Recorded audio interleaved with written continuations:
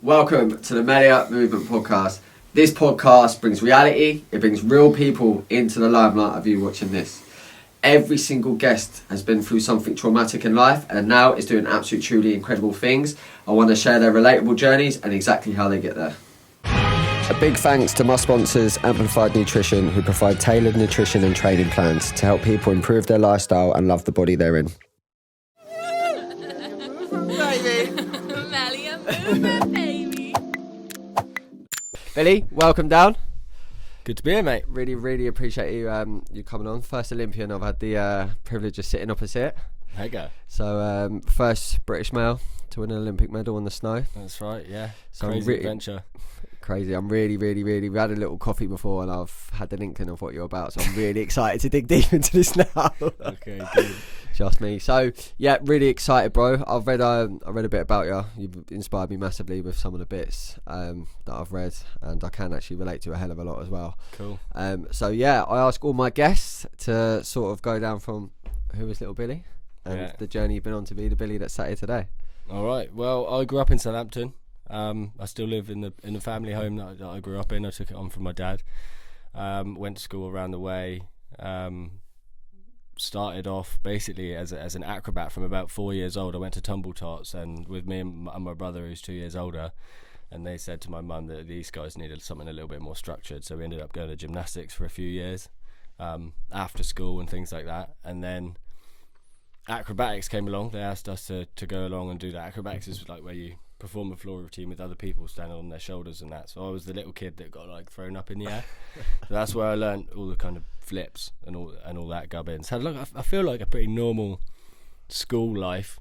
I was definitely a bit weird because I was trained from a young age, and I was quite fit and athletic, and I could do backflips. So I was basically just known as the kid that did backflips at school. So I was like, some people were like, that's cool, but I was outcast a little bit for being a bit of a weirdo, which was fine. I learned to deal with that, and then had a fun kind of acrobatic career that me and my brother did. When my brother quit, I lost a kind of love for it because I was always like nipping at his heels, trying to keep up with him. Then he quit when he was like 16, and so I was about 14 when I stopped that.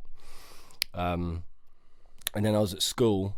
And you could choose a couple of sports to do for that term or whatever for the future. And skiing was on the list at the local dry slope on the plastic stuff. Yeah. And I was like, hell yeah! So me and my mate went and had a go at that. Did like 6 weeks of skiing, messing around, and then as we're kind of leaving, there's like the cool borders came down on the slope, and I was like, holy shit, I want a bit of that. So we went back at Southampton Alpine Centre, what it was then. And got into snowboarding, and the scene was so different. I realise now, coming from such a structured acrobatics kind of career thing going on to the freedom of snowboarding, I was like, oh, this is where I'm kind of supposed to be. Like, loads of cool dudes hanging out, doing tricks, just having fun, sending it off jumps and doing this and that. And then that became travelling around the UK to all the different like dry slopes and having little comps, and we had a little crew, and it was just great vibes when I was young. And then one of the older guys there that I looked up to, like, he was the guy that could do the backflip on the dry slope. He did seasons away in Morzine in the French Alps. So I followed him away with my girlfriend at the time. We worked at the ski centre, and I ended up doing 3 winters in Morzine, which is where I kind of like my stomping grounds, where I like really learnt to snowboard, because I was on snow. It's different being on the plastic stuff and being on snow. It's like actual mountains. But quickly picked up the skills. I was the first Brit to do a double backflip, like quite quickly, because I'd done it all at acrobatics already. Yeah. That gave me the ability to transfer the skill across to snowboarding, and just to love the lifestyle so much. I'm in the Alps with all these people that are on the same path, doing the same thing. I never planned for it to become any more than that. And I'd come home from my season, and my dad would be like, what you up to, mate? You ski bum, you know. But towards the end of that, I did another season in America with West Beach and a bunch of the guys. Like, we had a crew filming and bits and bobs. Right. We did a season in America, and then they announced that the sport that I did, slopestyle. So there's like, they do half pipe snowboarding. Yeah. slope style, and all sorts of other stuff. That got announced to be an Olympic sport. So then they picked it up that they were going to make an Olympic team. Sick. So I was a good choice for that. Ended up going to the Olympics. Did Russia and Korea and got an Olympic medal, bronze medal in big air. Yeah, no. So and that was it. 2018. Then I stopped competing.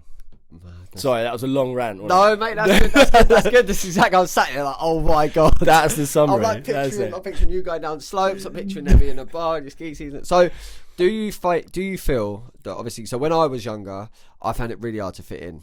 I loved playing rugby. Everyone was just a football head.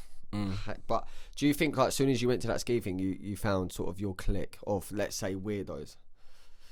Yeah, for sure, because there was a lot of people that we were on the same path, but at the same time, because I'd come from that and I'd spent all that time doing the acrobatics, I had a different way of doing my snowboarding. I just, I was good at going off jumps and doing the flips and stuff, when a lot of other people like to spend time doing the more core things in the sport. So definitely it was like the party vibes. You go snowboarding in the day. If there was a bad weather day, the next day everyone would go out and get shit faced. It's just mint. It's just like uni, but you're just going snowboarding instead, I guess. Yeah. But yeah. I found the people that were on the same path as me. Just that non-judgmental environment. Yeah. Amazing, which is very different to what society can be like. Oh yeah, for sure. The mountains are small. You end up knowing everybody kind of in the valley, and having a good time. If there's like a couple of guys who got a camera and it's like, there's something good weather the next day, there's some snow, people will be like, right, should we meet at the lift at 8? And everybody goes up and has a good time. And yeah, it was good, man. Sick. I mean, so talk to me about your first competition.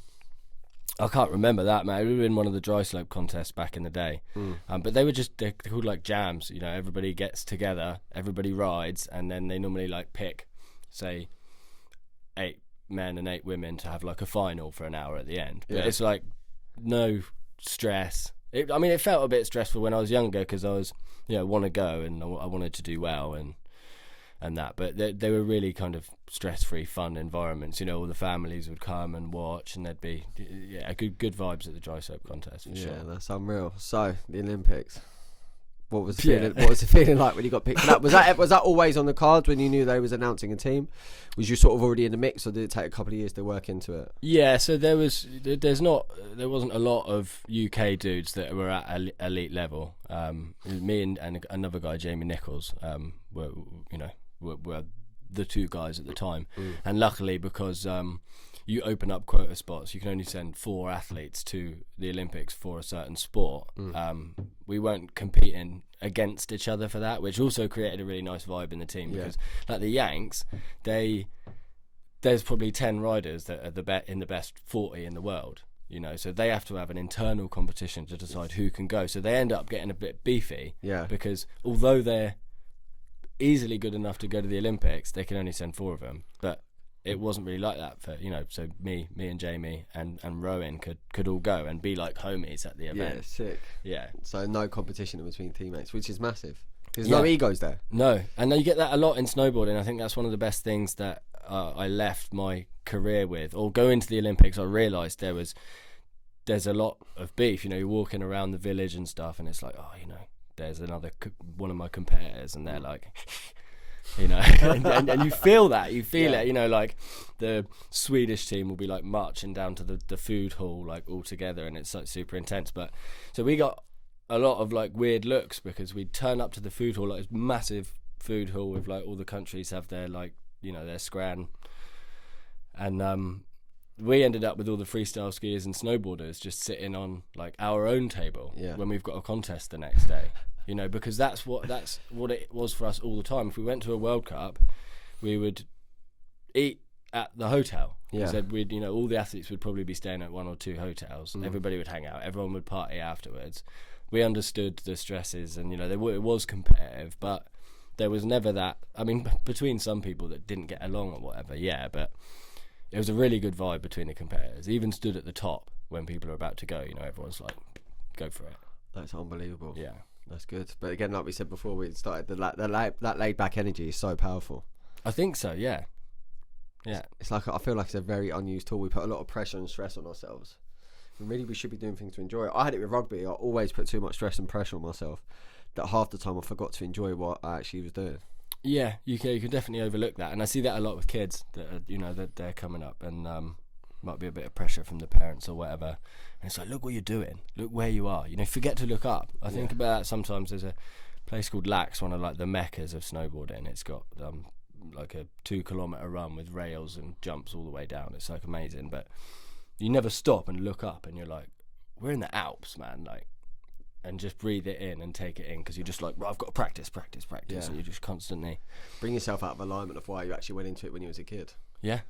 That's why a lot of sportsmen say like their most enjoyable days were just when they were younger, not a care in the world, just doing what they love. And then as soon as you go into it, it's competition, and you can have the best game of your life, and then someone has a little bit better, you're going to be judged on that poor performance, which you think could be one of your best. Mm-hmm. Yeah, I look back at the Morsey, the days in Morsey and Voyaz, and they were the times when I had no care in the world, and I wish I realised that at the time. I mean, you won't, you're young, and you don't. But if I could go back and just live those carefree years again. But then saying that, all the Olympic stuff and the pressures, like, it's just the ups and the downs are more. If you have a bad day, if I had a bad day back when I was younger, it's just refreshed the next day. Yeah. Like if you have a bad contest, kind of sticks with you for a bit longer, and then you carry that. Well, what if I have a bad contest on the next one? And Do you think that brings in a lot of anxiety when that does happen? I was always quite good at taking. Me and my coach got along really well. Hamish is a Scottish guy. He's very good snowboard coach, and was quite good at teaching me that you can't win them all. You got to take the thick with the thin, and you got 2 runs in a snowboard contest to get it through to the semis or the finals, however the contest run. If you fall over on 2 runs, like, there's nothing you can do about that. You're trying the hardest tricks that you can do. You can't land them every time. Yeah. So if you fall twice, say you're doing like a triple cork or something, like, you might land that 6 in 10 times on a nice jump. If you happen to get those 2 on the 2 qualifying runs, then you fucked it. Yeah. It's just too bad. You just got to remember that the numbers, you could carry them to the next one, and you'll have better luck. It's a sick mindset to have. For a sportsman, very relaxed. Yeah, it was Obsession nice could be a having bad that thing. much trust in my coach that although I'm thinking about a lot internally about what I have to do, he would help me decide the run, be like, right, you got to go out, you should probably put that trick there and do that trick there to score more points and that. So I just had to go out and do it. Without my coaches, I would have found it really hard. Yeah, amazing. So I want to know what the feeling was like being at the Olympics then. Nerves, getting the medal, what was it like? Yeah, so Obviously for me, I'd only ever see it on the TV. Yeah. So to sit here and listen, yeah, what do you want to know about it? So just back down to memory lane, whatever comes to your mind. So the whole Olympic experience is mad. It's like any kind of sporting event you've been to, but like 100 times bigger. Everything's massive. It takes ages to get anywhere. It's bus rides between stuff, and people everywhere. It's pure madness. In the village itself is humongous, thousands of people everywhere. So that's like a lot to take in, and you can't. It's like going to Disneyland. You're like, what ride do I go on? And you're like trying to make the most of it, but you only have this limited time. Yeah. At Russia, it was sick because we were in fact, I was the first rider to drop in the first event. So I was like kind of like opened the Olympics at the beginning, and our event was done, and we had 3 weeks to cut about, watch the other sports, go and enjoy it and all that. Which was what I enjoyed most about it, was like so stressed about going and doing the event, which I did I should probably talk about actual snowboarding, shouldn't I? No, it's fine if that's where it's going. It was nice to have it over and done with, Yeah. so then I could go back or just cruise around and enjoy the rest of the Olympic experience, because there is so much going on. Yeah, that's the whole point. So when I'd have rugby tournaments, that first game, like, I'm like done. Then I can actually go and enjoy and watch the sport that I love playing. Yeah. So I completely understand. Yeah, it's that like you'd be at like a massive festival and you're on first at like 9 o'clock. So you get your game done and you're not back on until like 12. So you get 2 out. I used to love it. Me and my dad used to just go around and watch the other games. I'm like, first hand. Granted, you get to watch the other teams and see what your opposition's like and things like that. But we forget to enjoy the sports that we got into. And you're actually the first guest that's come on, and it's like, I have got goosebumps because I was so into my sport. And when I was doing stuff for England colleges and rugby and stuff, like, I was just so addicted to feeling that I had to, every second was just about playing it, and I never started playing it for myself. It was more like, I started doing it because I enjoyed it, and then it got to the point where I was like, I'm doing it for everyone else. Yeah. Well, it should be like that, but then as soon as it's done, it's nice to be able to have the time to appreciate the bit afterwards where you can relax for a bit, and then maybe take a few days, and then it's like right back on the grind again. Yeah, definitely. So enjoying the whole experience. Obviously, being at the Olympics, you want to be able to do that. What was it like? The nerves. Obviously, a lot of TV, a lot of coverage, a lot of pressure. How was that for you? Yeah, I got quite lucky through a snowboarding career, especially early on. It was like everybody's filming their own stuff, you know, and it was like you had to put your own content out. Like snowboarding used to be about getting a photo and getting it in a magazine. Like, that's what it was all about. So it's like, you know, photographers and stuff about already. So kind of got used to a little bit of like being in front of the camera, which I never enjoyed because we never did any speaking, especially. It was always just like filming your tricks and then you'd put them out. So I got used to a little bit of the pressure. But yeah, the Olympics is something a bit different. And I wasn't really expecting it when I got the medal. The whole kind of story of that, that contest. I ended up surprised that I got a medal and had to go and get like a flag from a random in the crowd to like hold up on the podium because we were all like, what the fuck? Like, we're actually doing this. So I might as well tell you the story about the contest at the Big Air. Definitely, yeah. So the way the Big Air final works is you have 3 runs and the best 2 of those runs count, and you have to have 2 different tricks. Right, so I have one trick, like the backside triple cork 1440 with a nose grab, is my like go-to. That's been my stock trick for like 4 years. So I was going to do that on my first run, land that, and then I had 2 swings at essentially the same trick but like mirrored, so like spin in the opposite direction, a front side version of that with like a double grab. And I knew if I did these well, it would be enough to get me up somewhere, you know, maybe on a podium, but more likely like 5th. Yeah. So I go out on the first run, go to do my standard trick, and I spoon it. Like, that was my go-to. I needed 2 goes at this second one because I'd only landed it a couple of times. So I'm like, it's over. Like, it's done. You know, I'm stoked to make it into the Olympic final. Yeah. I knew this could happen. I'm out. Whatever. So I get to the bottom, speak to my coach. He's like, no, mate, you just go back to the beginning. You know, you've got another swing at the backside one, and then land that, and then you got a chance at the front side one. So he did really well there, like keeping me, because I was down and out there, and I was like, just what's the point? Just that couple of sentences. Yeah. So I went back to the top, landed the backside trick really well. Like, you get more points for going high. Did it massive right to the bottom of the landed and got as many points as you could get for that specific trick, which I didn't realise at the time put pressure on the rest of the field to do. They couldn't do the same trick because I'd already scored the most points you could get. They had to try something literally harder with like an extra rotation on it. So by being early in the field and landing that and putting the pressure on made them realise they had to try something harder. Anyway, so on my last run I went out and landed the front side one. Surprise, almost kind of, you know, got away with it, but got good points for it. And because I was the first of the 8 guys to go, I had to wait and watch everybody come down. So I've got a good score on the board, but I know the best guys in the world are coming. They're going to do their runs, and you have to stand at the bottom if you're potentially on the podium. Right. And then if somebody beats you, you get like, you can go away now. We don't need you. Yeah, bye. So I'm there, like, I know I'm in front of the cameras, but waiting to be shunned off with Max Perot, Mark McMorris, you know, the Canadian big dogs coming down. But yeah, they just kind of one by one fell. So it got closer and closer to the last guy, because the last person to drop who qualifies in first, he has, you know, he goes last because he's got it's an advantage to go last. And I'm like, I'm still in third. Max Perot's going, he's a machine, definitely going to land it.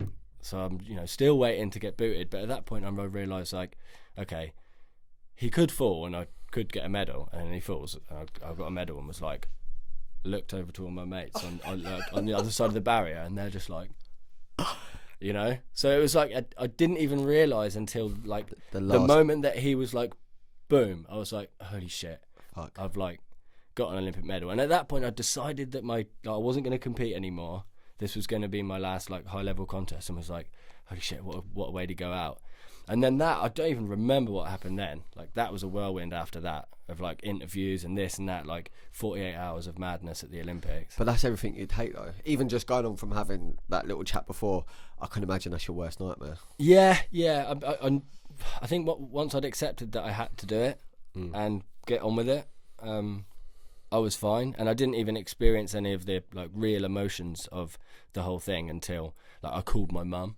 That was when I actually shed a little tear, because my mum's at home, she's watching it, you know, on the TV, and she was like, you know, she just started crying, and I was like, straight away, national hero though, isn't it? First medal on the snow. Yeah, it was madness, and that was a lot to take in, you know. It was a lot of like, it's unbelievable. I always tried to like, I liked going out and doing my tricks, but I tried to like slip under the radar, and just do my own shit, and not be in that limelight. But then it's just like boom, like I had no choice but to, you know, to do it. And they're like, how does it feel to have, you know, inspired? Because apparently the months after that, like thousands of people went and got like snowboard lessons at the dry slopes and things like that. And it's like, don't really know how that makes me feel. Because to you, you're just a lad that was doing something that you enjoyed. That was it. Just going snowboarding with my mates, having a good time. And it happened to be that competing allowed me to make a career of it and continue doing that. Snowboarders don't like the term like training. It shouldn't, like snowboarding, the core snowboarders are like, it's not training. You're shredding with the boys. And that was kind of what it was all about. I mean, if you're minted, you can go and shred with the boys every day and it doesn't matter. But for me, I had to somehow financially cover myself, and by competing, the competing stressed me out, but I knew that I had to do it to keep shredding and riding with the boys. Yeah, crazy, fucking hell. So the medal going around the neck, what was that feeling like? Yeah, because there'll be like some young people that will come across this video, and if they're into their sports or anything, they'll be looking at it and think, that's my goals. What's that feeling like? It's mega. yeah, it's mint. And you don't with really, a borrowed flag. They don't give you the medal. They put the medal on you for a bit and then take it off you, so they can give it to you in the ceremony later on. So you get like quick little look at it. But yeah, I mean, the medal's dope, and the status that comes with it is rad. But it means so much to so many people. It's not just me that gets there. It's like the physios, all the friends that helped you learn all those tricks, all the coaches and things like that. Just the team, the country. It means so much. Like, that value has much more value to me than the value of having that. It's just an inanimate round thing. Like, it does nothing. You know, a spanner is more useful to me. The meaning and the journey you've been on with everyone. Yeah, exactly. There's a lot more. Yeah. Incredible, bro. So obviously you said in 2018 is when you called it a day. What was this? Did you just want to go out on a high? Were you just like, the fun's been taken from this now? Well, I'd done it for eight years, been like, you know, competing at a high standard. Yeah. Because it must take a lot to walk away from something you're getting paid for and you love doing. It wasn't, because I decided I didn't want to do any more contests. I started getting like actual, I don't know whether it's social anxiety or just anxiety in general, in 2016 at a contest in China. I didn't really know what was happening to me, but I was like, had like, you know, like the jitters and that weird feeling, and I just wanted to stay in my hotel room, and I was like, right, when's the latest I can leave to go out, do my shit and come back in. And it was now looking back, it must have been really tough having anxiety and having to go and jump off a big icy chute in China. Do you know what I mean? But because I can't remember, my memory's really bad. And I think back, and I do have a couple of memories from it, and it's like, I remember literally being like, okay, right, like, that's my last run, I want to get back to the hotel room. And then I just kind of went back there and, like, you know, went into my dark thoughts of like anxiety and stuff. And it was that kind of led me to the I've done a lot, and committing to another 4-year Olympic cycle when I knew it was kind of progressively, it wasn't going to get any better. You know, I'd reached what I felt like was my physical pinnacle. I was 28 at the time, and I've smashed myself to bits already. Doing another 4 years, back, you know, with bad knees and stuff. I didn't want to go to the next Olympics and be like, hopefully I can try and make finals and get like a 10th. Yeah. Right. And especially with Which young is lads fine, coming yeah, through. yeah. It's just, I mean, there's nothing wrong with it, but I didn't want to be like a hanger-on. You know, it's nice to finish on a high, and there's so much other shit to do in snowboarding. You know, I wanted to take some time off and go ride backcountry. You know, go hiking up and you know just free riding in the back. Without a jump or a rail in sight.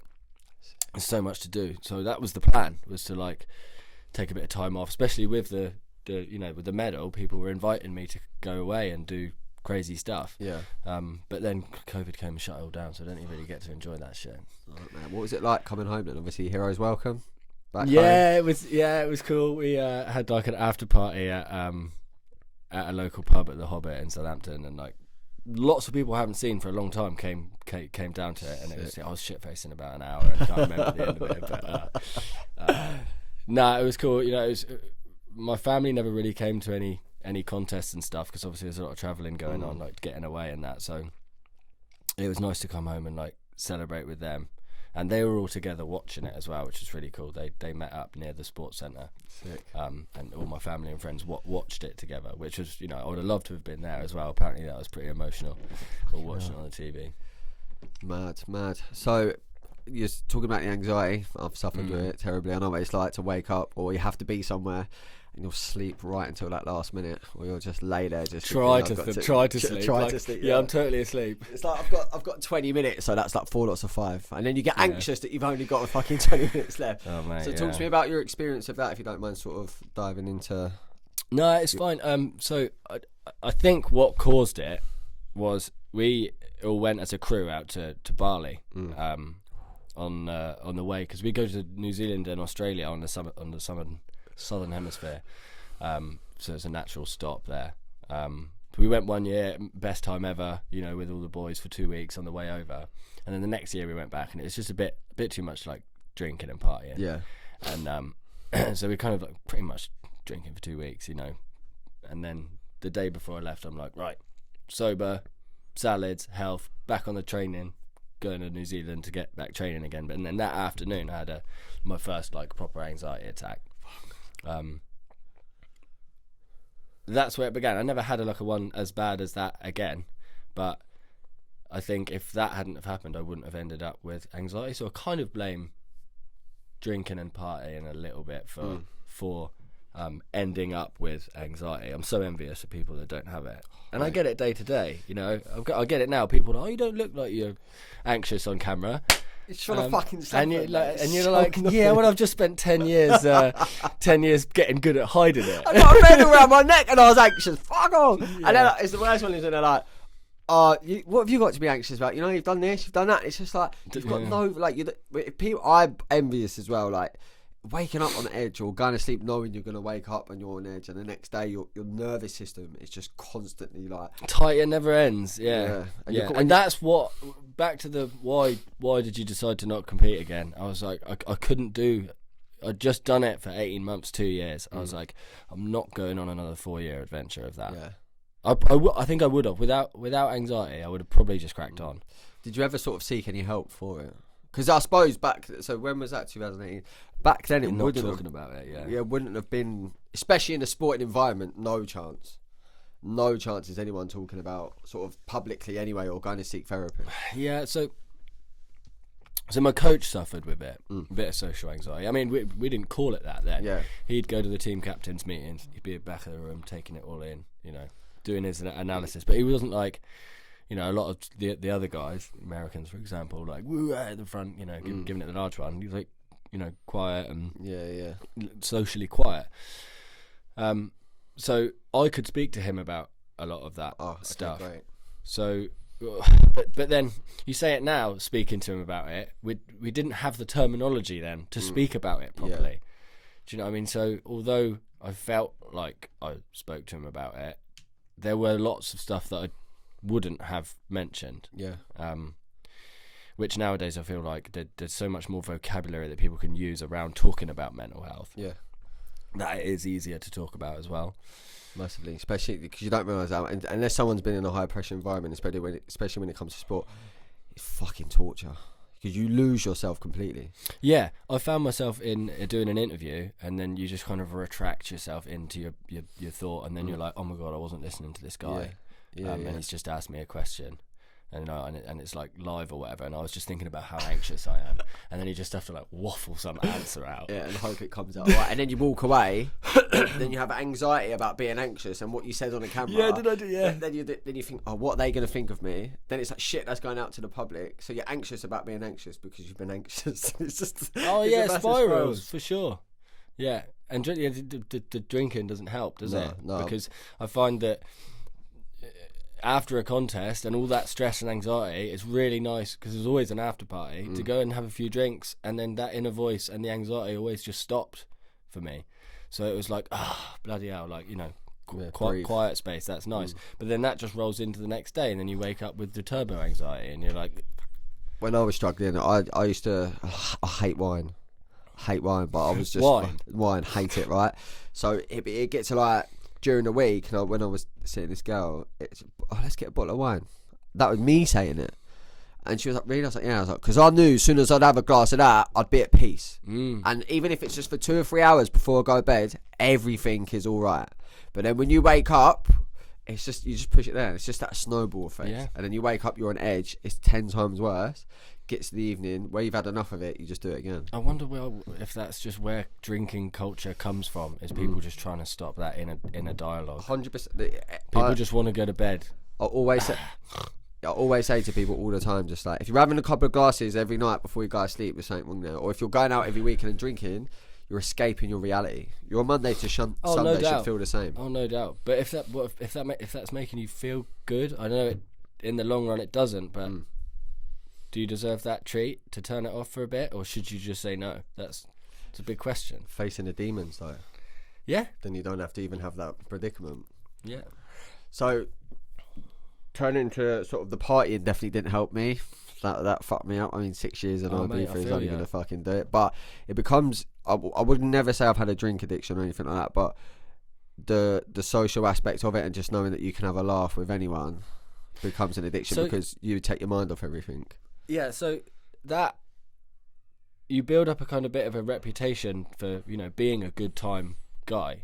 You know, like we'd finished the event, and most of the other riders were like, you're going to come out tonight, because I'm a bit loose. I was an acrobat. I can do crazy shit when I'm drunk.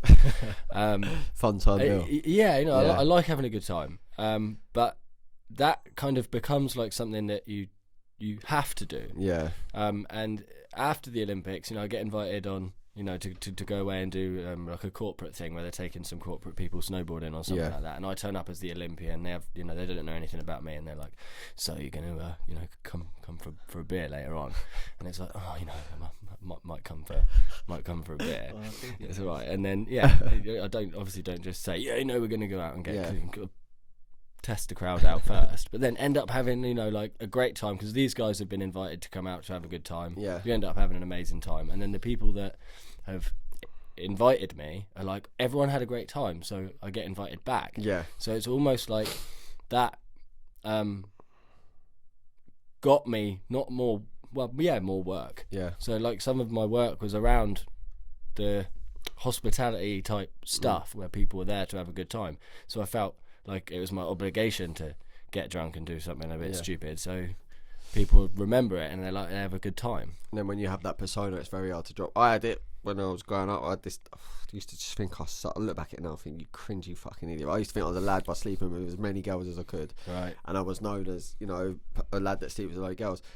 In hindsight, I think at the time there was no feeling, there was no connection, there was no energy. I didn't enjoy it, but I kept going back to do summers. Responsible. But exactly, because when I at home, I didn't really have a purpose once rugby stopped, because I got a drug ban for taking steroids, like, so my career was overnight, done. Then I went away, and then I had purpose again on this small island where I was just someone to loads of people. But then every year I just keep going back because I felt wanted, I felt needed, and I felt that's who I needed to be. But in hindsight, all I was doing was just completely losing myself. To drink, to drugs, to everything else. And you don't realise it. People around you are sort of, they want you there for a good time, but they're actually there for the right reasons. Yeah, exactly that. Yeah, I mean, you'd like to think your friends would kind of, shout you out and be like, you should probably stop doing that, but they're enjoying that same lifestyle as well, and everybody, like, unless somebody puts a stop in it. And I remember when I was a kid, and smoking a bit of weed, and if somebody didn't say, like, right, should we all just not, then it would have just, no one would have ever quit, and we'd all be stoners for the rest of our lives. do you know what I mean? I know what you're shaking. Yeah, that's true. I feel like most people kind of, kids that do that a little bit, you end up in that situation where it's like, right, everybody's over it now. Yeah. But nobody's stopping because it's just what everybody does. Someone has to break the cycle. Yeah. It's like when, say you've got like 5 powers, if you're all lost souls, no one's pulling out because you're all on that lost souls to journey. It's just like one in, all in. Yeah. So how did you sort of, the drinking and the I don't want to say like the drinking was a problem. It was just there was always an after party. Right, okay, got If we were training and it was sunny the next day, no one was drinking. Yeah, I mean, in the sense of the anxiety, how did you realise sort of what were the triggers for it? Because there must have been a point where you've gone, I can't actually take this anymore. What is actually causing the anxiety? I just learned to deal with it. I was like, I get anxious. I go through my day being a bit like that. Some days I'd be stoked to go up the mountain, and sometimes I'd just be like, I'd wake up in the morning and I'd open the curtains and it would be sunny, and I'd be like, fuck, I've got to go up the mountain and like send it. Do you know what I mean? When if it's snowing, you'd probably have a down day, and you could just retract a little bit. It's the acceptance of having it as well. But also I've learned massively, which was, I would say I've definitely, wouldn't say I've mastered the anxiety, but it's nowhere near as bad as what it used to be. Is I don't allow it to identify who I am anymore, because I always used to find myself telling people like, I suffer with anxiety, my depression, but as soon as I just stopped identifying myself and letting it have control, to me that word doesn't exist to me anymore. If it doesn't exist, I can't be affected by it.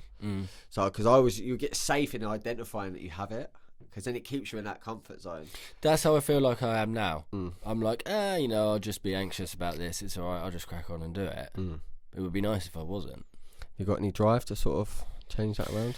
I feel like I could try with a bit of like more time to kind of sit down and spend a bit of time doing some mindfulness and stuff like that. But I've got a girlfriend and a kid.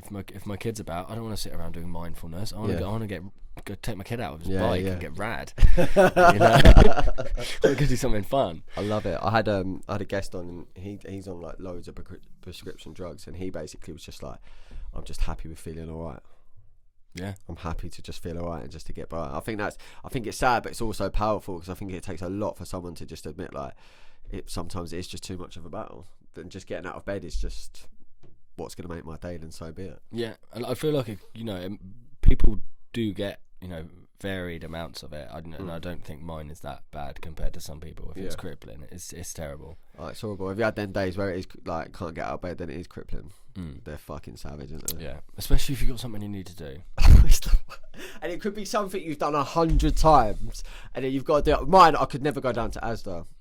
It'd take me like 4 or 5 hours, and I have to get into like slippers on now. And I couldn't leave. It was this weird. I just couldn't leave the house. I went like 3-4 months. I couldn't even go to the gym. Right. And I was a gym freak. I just couldn't leave the house.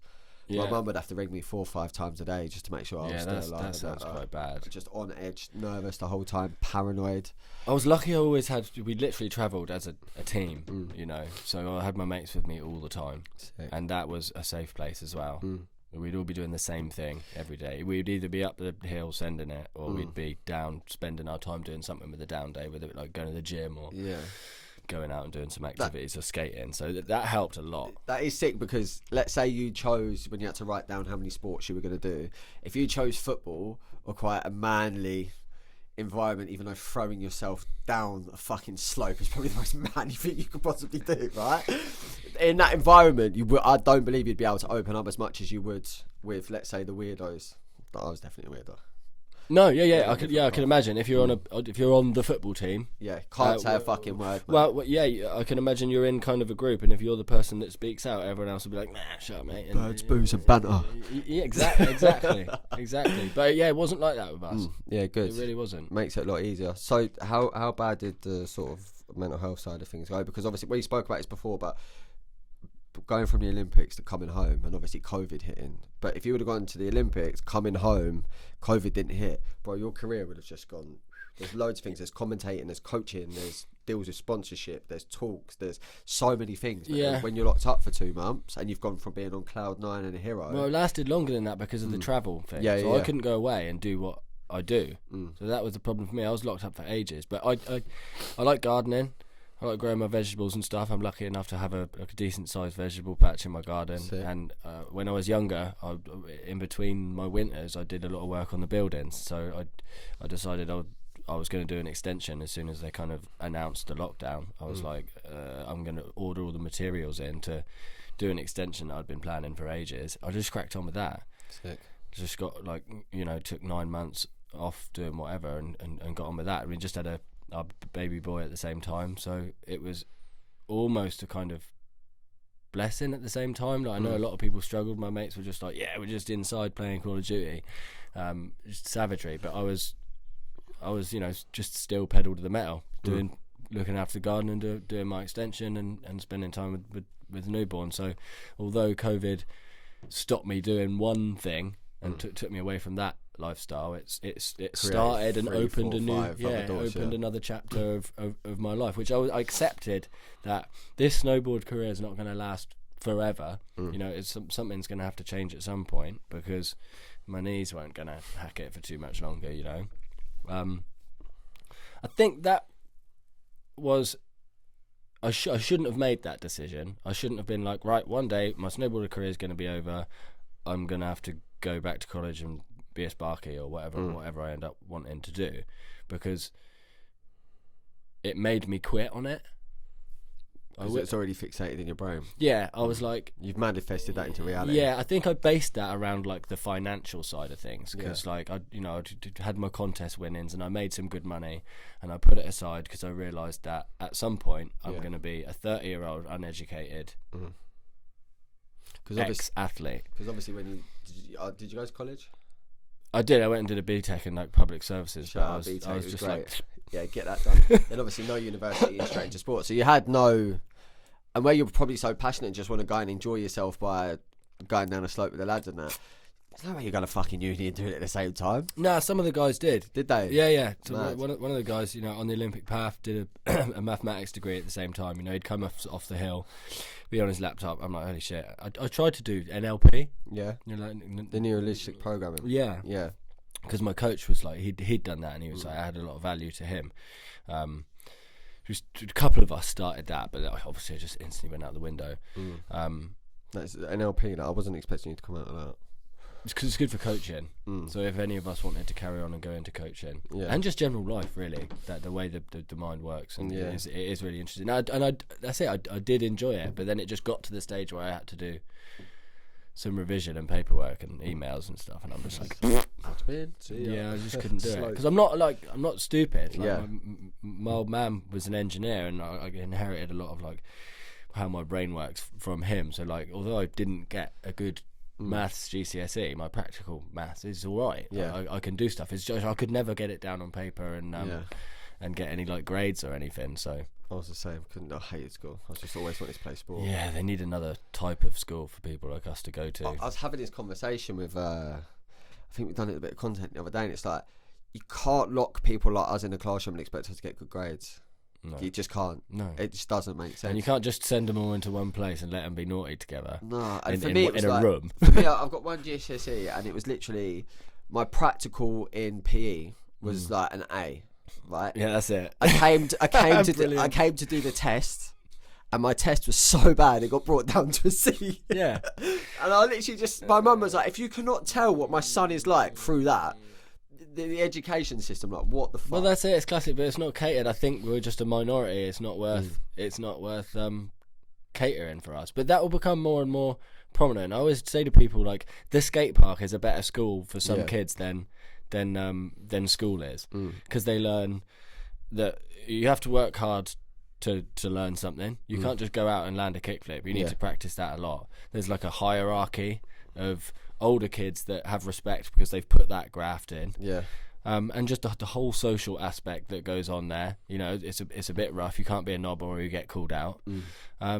there's so much to learn in an environment like that, and I think that you'll find those kids that didn't do well at school at places like the skate park, but then they'll come out of that environment maybe being into photography because they wanted to take photos of their mates and stuff. And I know people that got into snowboarding because they love snowboarding, and now they're really well paid videographers, photographers, journalists. Alright, do me a favour quickly. I hope you're enjoying this episode, and if you want to see more, please hit the subscribe button, give it a cheeky little like and a comment. It helps more than you know. Get back to it. So basically, fire alarm went off. We can't actually remember where we got back to, so I'm going to keep this authentic. We can't remember what we were talking about, okay? So we're going to pick it up, and there you go. That is how you know it's an authentic podcast. Right, We sat here waffling for 20 minutes about something else. You're talking about gardening. You're quite lucky that you've the gardening through lockdown. Yeah, during COVID. So yeah, I think that kept me pretty grounded through that. I was lucky I kind of scraped through COVID. But I wasn't allowed to get out and get back to being on the mountains was difficult. I think the athletes had like a good pass to be like we're on the Olympic team and they could travel and still get away and do stuff.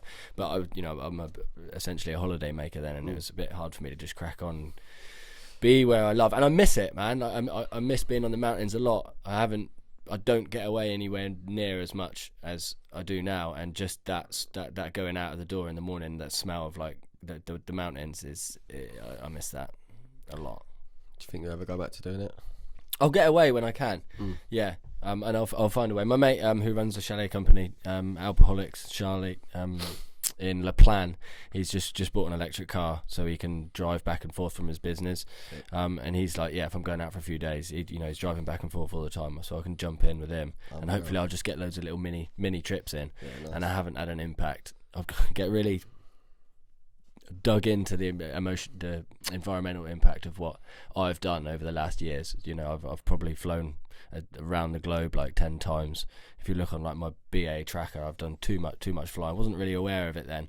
My carbon footprint compared to most people is astronomical, so I feel responsible to do what I can to minimise that now. And where has that come from? Being that into sort of doing what's best for the planet, because a lot of people wouldn't give a fuck. You got people flying around on private jets, living that lifestyle. So where does that stem down? It came from my dad. He it was very militant with just basically wasteful stuff. Don't waste anything. If something needs fixing, we're gonna fix it. Yeah. And not really buying anything that you don't need. Which was a weird thing, because when I started winning some money and stuff, some of the other guys were the same, and they changed what they were doing. They would splash out on more fancy hotels or buy some stuff, but I couldn't change that. I just kind of cracked on the way I was, and that's continued into life today, and now it's popular. It's a good thing because I think more people are taking it into consideration, but I do see a lot of bullshit. I went on a shoot recently, and there was some influencers there, and they were like, can we just say influencers, please? Influencers there. That's it. I was on something the other day, and there was like influencers, Billy Morgan, and I was like, that is it. that is the real meaning of it. It's so weird. I was driving today, and I was we shouldn't nag on them because mate, you do you, but I don't believe the negative aspect of selling teeth whitening paste and fucking getting people to buy bullshit as an influencer. Though someone that actually wants to do good for the world, and do good for the planet is the real meaning of influencer. Yeah, so I turned up, and they'd given everybody water bottles, and they were like, if you can go and fill your water bottles up from in the back of the car, there's loads of tiny little plastic bottles for the influencers to fill their water bottles up with. And I was like, and they were like, sweet, okay, yeah, go and get it. And I just watched it. Like, none of them gave a shit. I was like, I went and walked 400 meters away and filled it up from a tap with one other guy who kind of noticed and was like, I'm gonna go get it from the drinking water that we're luckily supplied with in the United Kingdom. Anyway, I'll go down that route forever. So I've had that drilled into me from a young age, like not wasting anything, turning all the lights off, all the classic things like that. But like, it's just gone a step further now, where I get anxiety. I can't drive anywhere.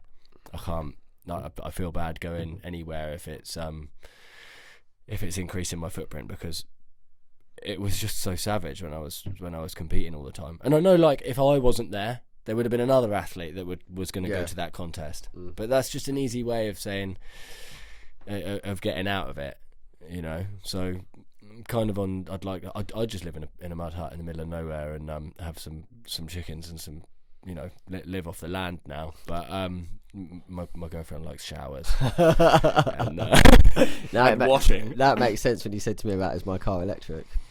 Now the pennies dropped. Yeah. Yeah, good. Yeah, Oh, but then yeah. there's that argument: are they the right thing with the batteries and that? And you're like, oh, every time you get told one thing, the next minute it's not good for you, and that gives me a lot of anxiety. All that matters is your perspective, though, right? I don't know. I don't think For you, for your head and your peace of mind. If your perspective, your perspective. Yeah, I can. So I would not take my kid to the forest when I had my diesel car. But now I've got my electric car. I feel like I can jump in the car and take him to the forest for 15 minutes. I don't have to make like the ultimate value out of every trip. Yeah. That has reduced my anxiety a lot. Like I can jump in the car and go places without feeling super bad for it because the battery's already been made. Yeah. But I can imagine that is a lot of stress and anxiety on your brain. Do you think that's because? Do you think you've wired yourself that way because it's gone from having stress and anxiety with the snowboarding that this is your next thing for your anxiety? To no, because I was like it then. You know, I've always gone into a hotel room and taken all the towels off the towel rails and put them on the side and used the one that's on the floor for like the week that I've been there, so they don't have to be washed. Yeah. You know, I do things like that. No, it's stupid, it's man. incredible. I've driven myself crazy.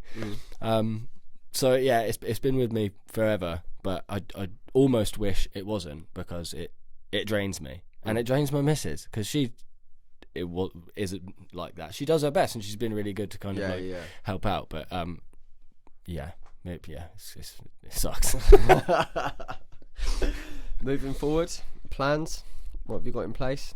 Uh, I mean, you've just the book. This most down to earth geezer that won't ever speak of anything well that he's done. He's written a book. It's been put out there. Cringe.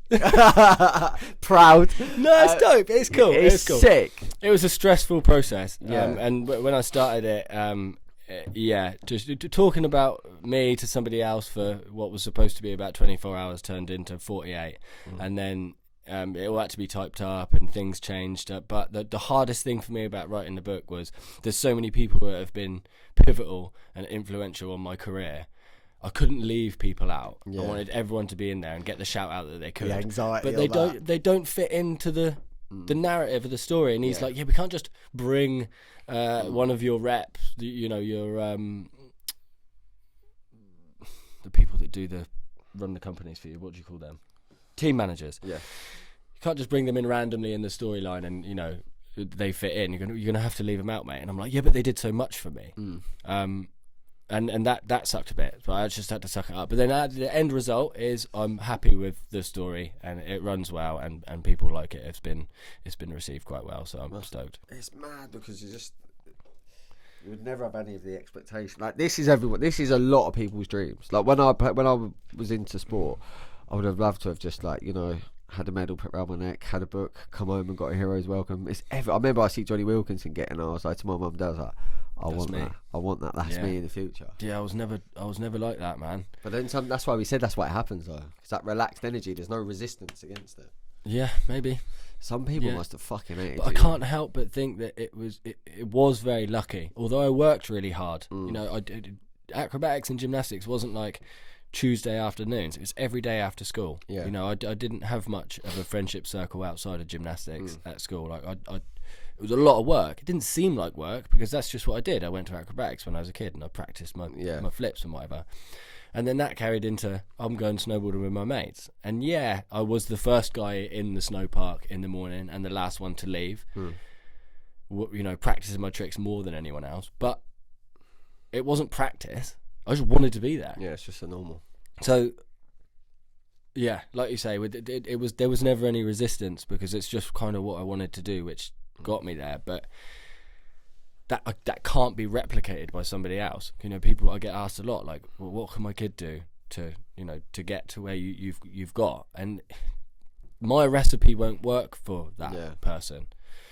And it's a hard conversation to have. my default response is there's so much going on in snowboarding. It's not about being a professional athlete and going to the Olympics. If they love snowboarding, they should carry on loving snowboarding.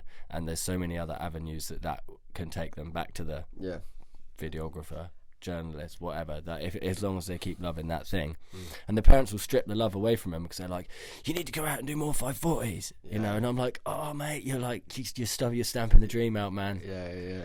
It's so true. I had it growing up. There was always the private school kids that would just want to play rugby after we played rugby. So we would have our training, we'd have our game, and then we'd go into the clubhouse, and then we'd all stay out there still playing. And the kids would have to go home because they've got prep work to do, or they weren't allowed to play too much. And I used to just look at them and think, my mum and dad would be like, you ready to go home yet? I'm like, no. They're like, all right, we'll just have another couple of hours then. So I was very fortunate. My mum and dad were always just like, look, just go and let him enjoy himself. Yeah. So but then I looked at some of the other kids and thought, oh, you know, I feel you might have the fancy car and fucking go to these private schools. I feel sorry for you, mate. Yeah. Yeah, proper, because I just never stopped enjoying. My mum and dad have been brilliant. They've never, ever stopped me doing anything I wanted. They just wanted me to constantly enjoy myself. No, I was lucky like that. I think that was part because, you know, my old man was at one point like, okay, you've done 2 seasons now, and nothing's like, I mean, nothing was ever going to happen from it anyway. But he was like, you can just go and do another winter. You're 19, 20. Yeah. You know, he didn't like him. My dad was a loose dude anyway. He got himself into trouble enough that he was happy I wasn't just getting into trouble, I guess. But yeah. They never stopped me. They supported me through everything I did, luckily. Yeah, that's unbelievable. See, my mum, when it got to like my 4th summer in INAPA, she was like, do you really think you should be going back? And I was like, man, I've got to. I can't stay at home. I could never imagine myself working in a job. And I think that was the only time she was worried sick. And I remember telling her, like, I'm done with the summers away. And would you leave a season, you'd go away with nothing and come back with nothing, or would you go away with money and you come back with nothing? I'd come home with literally no money. It would just be purely for drink and women. That was the only reason why I'd go, and to be in the summer with the boys and that. But would you leave with money? A little bit, yeah, but then I'd go home, grab my phone and be in the car every weekend. And then I didn't have a good relationship with money, because it was like, if I didn't save £1,000 a week, I've had a bad week. Right. And then I'd go away for 6 months, come back, take the phone out the drawer, and I've got another 6 months, and then I'll just go away again. So I was in a vicious circle. That's the problem with earning lots of money if you're going to have that I had toxic lifestyle as well. Trust me. So it's like 6 months away, living the absolute high life. Come home, 6 months, you know, not getting up, going to work. And my life was literally wake up, go gym, do whatever the fuck I wanted to do, go on holiday if I wanted to go home, and then that was it. And I was just stuck in this mad vicious cycle. But then that was because rugby ended for me. Do you know what I mean? So that was just one stupid mistake that fucked me up, but it is what it is. Live and learn. Life's a bunch of stupid mistakes, man. And it's our lesson to teach, right? hopefully they'll work out in your favour maybe one day. So you still involved in the sport? I mean, like, after COVID, it's been tough. I wanted to move back into coaching, and then, you know, my coach intended to kind of bring me on at some point, which is still in the pipeline. Yeah. The team has kind of diminished a little bit, which is a shame. It's harder now for kids to get into winter sports, especially, than it was. We've always been a bit of an underdog nation, but you know, it has to be. It's every person that's come and got good at freestyles had like a weird story. Like, you know, maybe their parents have like a chalet in Courchevel or something, and they can go and train there. But it's a hard route. So there's less of us now than there were. So there's less, and there was only a couple of you that just go straight to the Olympics. Yeah. I mean, it's a really small scene, which was cool because we were really tight. But there's just not. It's still the same. There's not many of us. So I'd like to get into a bit of coaching, but there's not many people to coach. But you know, like I could do all sorts of stuff. I go to the local dry slopes and coach some of the kids. It's the best fun ever. Like if you're looking for inspiration, if you're a professional and you feel like you need some more inspiration from somewhere, go and coach some kids, because they are stoked on like get up, doing the most basic stuff. You you hold their hand, like when they first go over like a box, you can like hold their hands and literally run along next to them and get them over the box. Like, it's so easy. It's when rewarding you as hold their well, hands. though. And their faces after that, they're just like. They turned up thinking they were going to do some more falling leaf, and they went over a box, and they're like, "Oh my god!" Like, it's just like, "Oh, it's the best thing." I run over to their parents, and I'm like, that's cool. Yeah. You know, and then that makes me stoked to go and do something else. And I'm like, I'd appreciate what I do more. So for you, do you really think it's just sort of waking up and just whatever? I suppose just doing what you've done is just always wake up and do something that makes you happy. Mate, it's random day to day at the moment. I'm lucky that I've managed to get myself financially stable enough that you know, I don't have to get out the door and be grafting every day. So I'm doing bits of coming away, speaking to you. I know that's not work, but you know, some other things I'd get paid to do. Go and do some coaching for some people, or an appearance here, and then I fill that in with bits of building work at home, which I enjoy doing. I do genuinely like it. I'm doing a patio for my mate at the moment. Sick. And if I don't want to go, I can spend my day with my kid and get out. And I've just got him one of those little Revy electric bikes, man. He's 2 and he's just frothing on it. It's so funny. I take him out to the field and he's like breezing across the field on his bike, and that. Amazing. It's lush, man. I feel, although I have no direction, which gives me anxiety and bugs me down, and I feel like I need to find some new task to bite off and have like an objective. I can kind of float around and do bits and bobs. So in one hand, I'm like, I enjoy being able to float around, do bits and bobs, spend time with the family and my kid, and do whatever I want. But at the same time, I've lost that. Going to the Olympics is like you have one focus. Whatever you do during that day should be getting you prepared for going to the Olympics, and that aim is so like prominent in everything that when I don't have that, I do genuinely feel lost now. People were like, "Oh, you'll get post-Olympic blues." Post-Olympic depression is like a thing. Is it? Or just post-athlete career depression or whatever. And I was like, nah, bullshit. That's fine. Even like 2 years after. But now I'm like, right, okay, I can see what they're talking about now. Because like,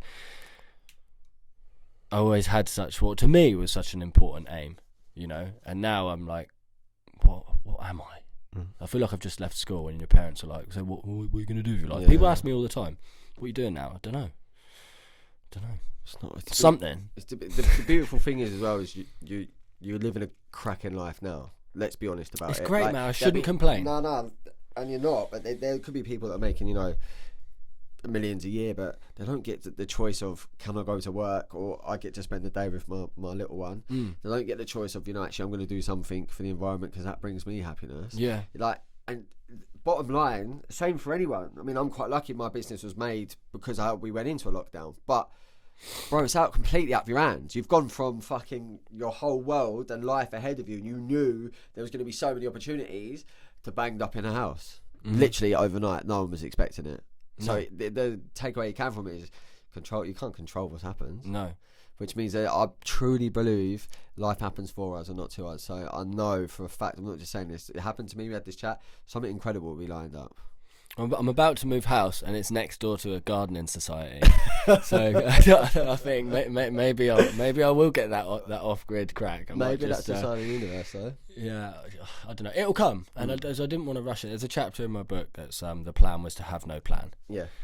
It's just that happened to have dragged on for 4 years now, and I haven't found a plan. But you know, I'm hoping that this winter is good, and I can get away on some snow. Yeah, and I hopefully do some coaching, man. I'm glad you brought that up again, because I need to chase that down a bit. Definitely, I do. I love it, man. I've got a lot of knowledge that I feel like I should be passing on to the next generation. I'm exactly the same. Like every person I come across now, because it's the same. It's literally the same meaning. Yeah. I don't believe there's not enough relatable life coaches out there. So every time I come across someone who's been through a journey, they've done it. I'm like, bro, get into coaching. Whether it's sport, whether it's anything, it's like our younger generation are the ones that are going to make the world a better place. A lot of people are waking up to how things actually are in life right now. Do you know what I mean? So there's nothing more fulfilling than getting out of bed and you're going to change someone's emotion in that day. Yeah. Even if they watch a video or you give them a coaching session on the slope. Imagine that kid just absolutely static, and he goes and tells his mum and dad that he went on a box. Like how as Matt, you can see it in their eyes. It's game changing. It's like, you should do more. Should do more of that. Yeah, because that's going to bring you love. Looking after the little one, right, and putting him on a bike and saying, "Go on, go out your knees," right? So it's fulfilling. It's fulfilling. It's happy. And do people need more coaches? Because there's literally nothing in the snowboarding world. Well, yeah, definitely. And you're relatable to some. There's other people who you might not be relatable to. So the more coaches and people like that there are out there, the more people will can relate to it, and you can get the message out there more. 100%. So like, you know, by you talking to people and telling them to go and do it, reaches more and more people. Yeah, it's literally a spider effect. Like I say to all of my client the other day, was like, my mate's been struggling. The stuff that you've given me, I've given to him. So I'm like, right, so that's one person, and that's another one. But then them families have been affected positively as well. So instead of just helping one person, that's 10 now. Yeah, man. And like I said at the start, like, we don't need anything from anyone apart from ourselves. We hold the answers. You don't need no funding from the government. You don't need nothing. We just need to be better human beings. That's bottom line. Yeah. Bottom line is just we need to be better human beings and treat everyone with love. And it annoys me. I was on the train the other day. Everyone's looking down at their phones. I'm like, who wants a conversation? Did you do it? Up? Let's have a chat. Did you do it? I have done before. Like, I went to a Tony Robbins event, and I was on the train, and I was like, everyone's just on their phones. Like, anyone want to chat? And this is on the tube at like 8 o'clock in the morning. Someone. Everyone just looked at me. I'm surprised I didn't end up on fucking Snapchat or TikTok or something. But heads down, and it is sad because we was. Did anyone pick you up? Nah, never. There was a guy in Turkey that did. There was this old guy in the airport, and I could listen to my granddad's stories for hours and hours, right?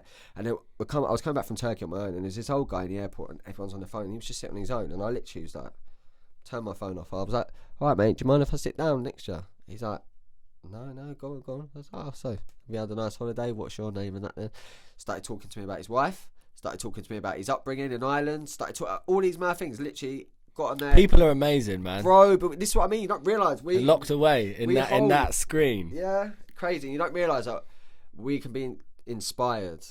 I had the same thing. I was in A&E yesterday with my butt. I've got a big scab on my bum where I was riding dry slope. I'll show you at the end. Yeah, you can have a look if you want.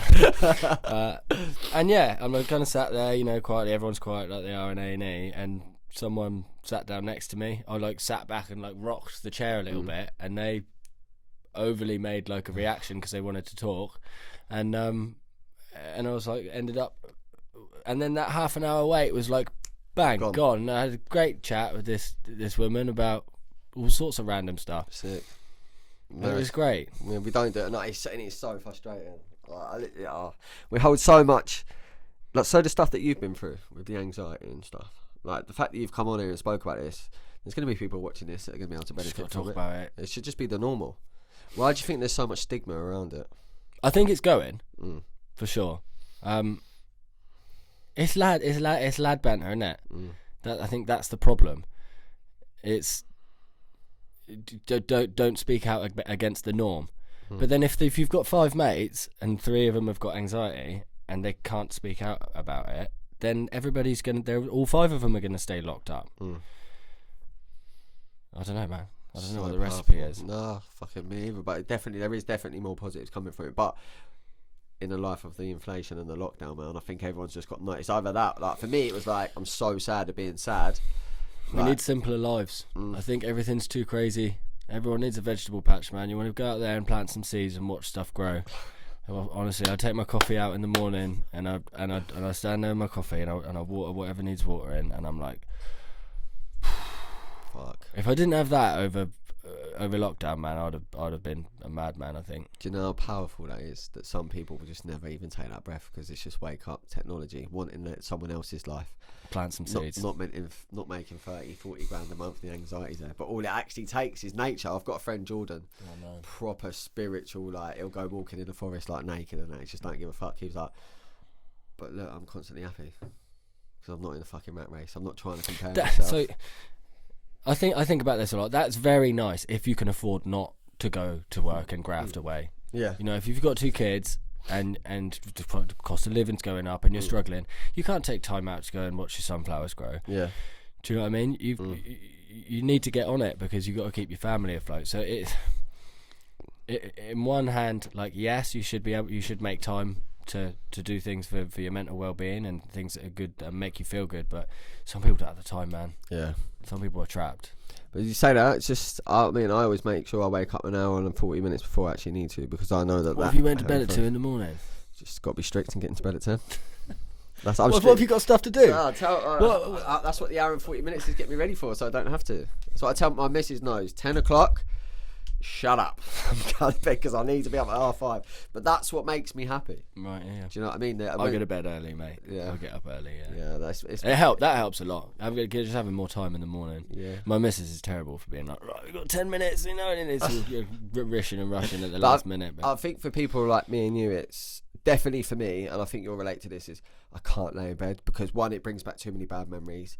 Two, as soon as my mind starts operating in the morning, I'm mate, up. I'm done. I don't wait. You know when you watch these films and you see people wake up and they're just, I'm like, how'd you do that? And go back to sleep. I'm like, up, I've got to get out. And I've just got to start my day. Well, I'm awake 20 minutes before my eyes open. Yeah.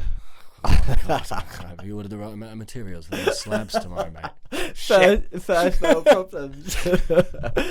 Oh, fucking what a chat. And do you know what? This is the first podcast, I think, or second podcast that I haven't actually known the guest prior to coming on.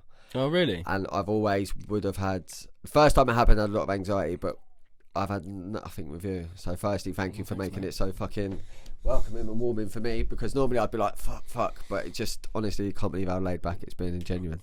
Awesome, man. It's been good for me. I'm gonna go away and change some stuff. Good man. I'll be on your case. Bro, have you done this yet? Send me some veg. Let me see a vegetable bag. Yeah, literally that. I'm up at 5:30. Where you at, bro? So, after every podcast, I ask my guests, melior means for the pursuit of the better in Latin. What do you plan on pursuing a better in life? I've been trying to think about this in the back of my head whilst this podcast has been going on. I don't truly understand the question. Is it how am I going to change myself? How do you plan on pursuing the better in life? I'm going to put a lot more effort into talking more to people about things that I feel have value, so they can spread that. Because I normally just don't talk to people about it. If one of my friends is not recycling, I just don't bother telling them. I'm going to try and, like, if there's something that I think can better somebody, and they can tell people that it's going to better other people to get that, like, network effect, I'm going to start trying to speak more to people about what I think holds value. That is fucking powerful. Wasn't expecting that. Is that right? Fucking perfect. Okay. I was not expecting that. I don't know. Okay. Yeah, unreal. Value. 100%. I'm taking that on the way. I just hope my values have real value. Yeah. That's the thing. You're too authentic. I think they do. Not to. 100%. I think they do. I think I generally try and do the right thing. Yeah, but effortlessly as well. There's no ego. There's no nothing there. Thanks, mate. You don't give a fuck. It's good. It's rare. Rare breed. Appreciate it, dude. Inspired. I appreciate you too. Thank you for your time. As always, thank you for watching. Mad episode. An British hero, which I'm actually privileged to sit opposite. I hope you've enjoyed it. Please push this into the path of someone that you might feel benefit from it. Like, share, comment, subscribe. Melior fucking movement, baby.